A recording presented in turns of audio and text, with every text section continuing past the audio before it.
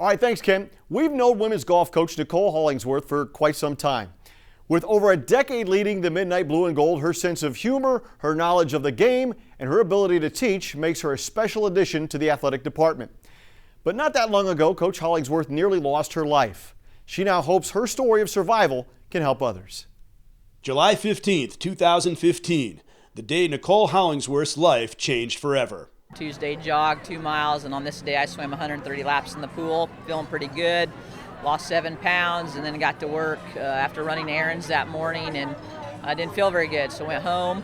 Within about 15 seconds, I had just bought a new Fitbit watch, and my heart rate was showing 56 beats a minute. I knew something was happening. It was happening fast, and so I called 911. Hollingsworth was suffering from a heart episode that nearly ended her life. Within a week, I had a stent put in for an ulcerated blockage, 60% blockage of an arterial wall, and so lucky that I'm here.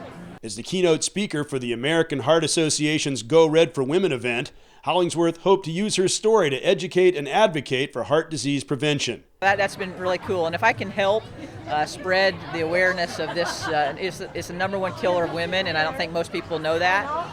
If I need to be that person in this area to do that, I'm happy to do that.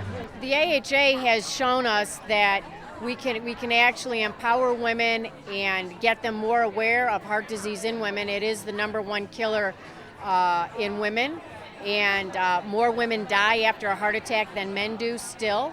So this is a very important cause, and empowering women to get a hold of their health care and play an important role in their health care and their well-being is paramount. Hollingsworth's players, though initially worried about their coach, have noticed changes in her outlook on her own well-being. I feel very shocked because I know that she is a healthy person. And I just see her every day, and she looks fine, and I know that she worked out pretty hard. But it was tough for all of us too. I was at home, and I was so worried and so nervous for her, and I texted her immediately because I knew she was okay, but just very worried. And she became more aware of herself because back then she always taking care of us. Like, she didn't even have time to take care of herself, and now she has been in the rehab like 3 times a week. Above all, Hollingsworth wants to use her experiences to inform and inspire women of all ages to take control of their general health. I think as women, we don't take care of ourselves. We take care of everybody else before ourselves, because that's just how we're wired as women. And if we're not around, we can't take care of anybody. So I really think that we have to prioritize that. Don't wait until something like this happens, and I didn't.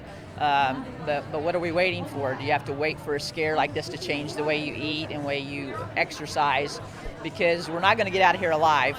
We know that, and why wouldn't we live vibrant, fulfilling lives? And you can't do that when you have heart issues. So, and supposedly, 80% of cardiovascular disease is reversible. So why don't we get ahead of it before it hits us?